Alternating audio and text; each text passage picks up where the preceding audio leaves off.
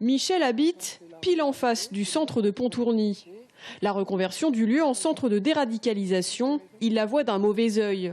Alors pour marquer son opposition au projet, il a accroché un faux panneau à vendre sur sa maison.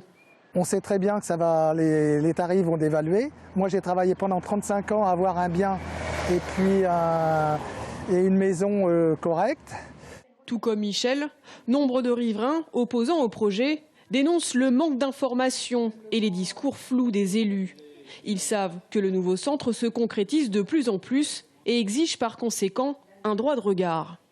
On voit mal l'État dépenser 1,5 million par an de maintenance dans le centre, juste pour traiter des personnes en voie de radicalisation. Allez, les 6 premiers mois, la première année pour faire passer la pilule. Et puis ensuite, il va bien falloir amortir les coûts. Monter un centre comme ça, c'est créer un réseau, c'est prendre le risque de créer un réseau et de faire ce que disent les spécialistes, une djihad académie. On a l'impression qu'on va de plus en plus face à un non-choix, qu'on s'apprête à faire un non-choix. On veut absolument être associé au comité de suivi qui est demandé par les élus locaux et qui est des représentants au sein du comité de suivi de la population qui soit des non-élus. Dans le centre de Beaumont, en revanche, c'est plus partagé.